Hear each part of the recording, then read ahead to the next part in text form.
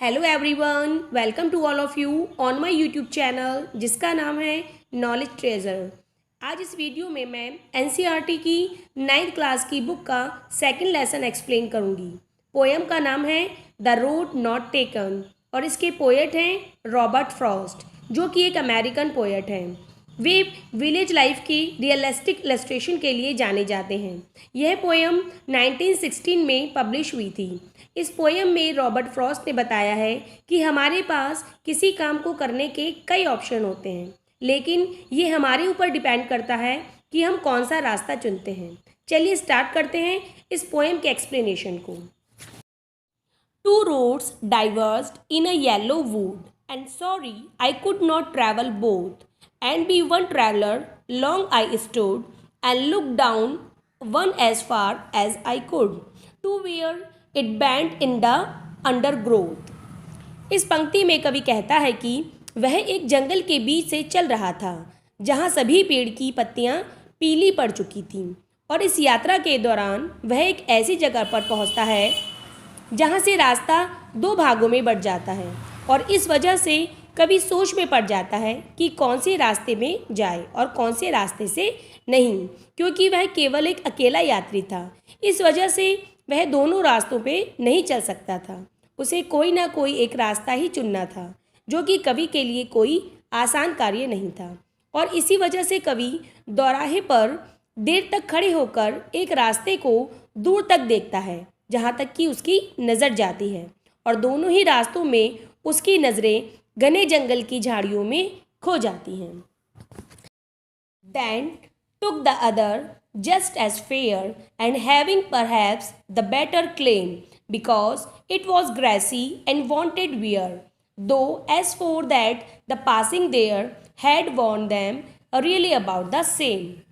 इन पंक्तियों में कवि के बताना चाहता है कि बीच जंगल में दोराहे पर खड़े होकर दोनों रास्तों को अच्छी तरह से देखने के बाद कवि दूसरे रास्ते को चुनता है, जिसमें पहले की तुलना में ज़्यादा घास उगी थी। कवि को ऐसा फील होता है कि यह रास्ता वास्तव में उसके लिए एक बेहतर ऑप्शन था, क्योंकि वह देख सकता था कि अभी भी घास से भरा हुआ था, और रास्ते के विपरीत जो लगभग बंजर था। इसके फलस्वरूप कवि यह फैसला करता है कि उससे पहले जिन यात्रियों ने इन घने जंगल की यात्रा की, उन्होंने पहले वाले रास्ते को चुना, और जब वो उस रास्ते से गुजरते थे तो उनके पैरों से दबकर घासें नीचे झुक जाती थी, जो कि एक बंजर रास्ते की तरह लग रहा था। और इसलिए कवि ने दूसरे रास्ते को चुना, क्योंकि अभी तक वहाँ से कोई गुजरा नहीं, और इस वजह से घासें हरी भरी उगी थीं। The third stanza is, and both that morning equally lay in leaves no step had trodden black. Oh, I kept the first for another day, yet knowing how way leads on the way, I doubt I should ever come back. कवि जबकि ये सोच विचार कर ही रहा होता है कि कौन सा रास्ता लेना है और कौन सा नहीं, तभी उसे दोनों ही रास्तों को देखकर यह महसूस होता है कि आज के दिन अभी तक कोई भी यात्री जंगल में इतनी दूर नहीं पहुंच पाया, और वह पहला यात्री है जो कि इतनी दूर तक पहुंच पाया है। और इसी वजह से पैरों के ऐसे ताज़ा निशान नहीं हैं जो हमें बता पाएँ कि इन पत्तों को अभी तक किसी और ने कुचला है या नहीं।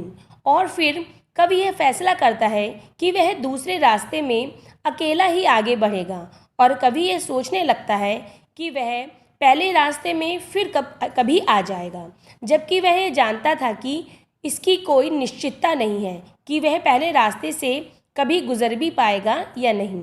कवि को ये पता है कि जंगलों के ये रास्ते एक के बाद एक दूसरे से मिलते रहते हैं और इनकी दिशा बदलती रहती है, तो कवि को ये नहीं पता था कि इस रास्ते में जाने के बाद वह दोबारा इस दोराहे पर वापस आएगा या नहीं। The fourth stanza is, I shall be telling this with a sigh, somewhere ages and ages hence, two roads diverge in a wood, and I took the one less traveled by, and that has made all the difference. अपनी इन पंक्तियों में कवि कहना चाहता है कि उनके द्वारा लिया गया विकल्प, जो कि उन्होंने दूसरे रास्ते में जाने का लिया था, वो बिल्कुल भी आसान नहीं था। वो बल्कि इतना ही कठिन था कि अब जब भी कभी भविष्य में अपने फैसले के बारे में सोचेगा तो उनका दिल बेचैनी से भर जाएगा। अब कवि ये सोच रहा है कि भविष्य में कभी जब भी अपने इस फैसले के बारे में याद करेगा तो उनके दिल में एक ही ख्याल आएगा कि इस फैसले ने उनकी ज़िंदगी में काफ़ी प्रभाव डाला है और उन्होंने अपने जीवन से पहले साधारण वाले रास्ते जिससे सभी लोग चल रहे थे उसे हटा दिया और इस फैसले का उनके जीवन पर कुछ अच्छा प्रभाव भी पड़े हैं। Your lesson has completed. I hope you understand it clearly. अगर आपको ये वीडियो पसंद आई तो प्लीज़ वीडियो को लाइक और चैनल को सब्सक्राइब करना ना भूलें। धन्यवाद।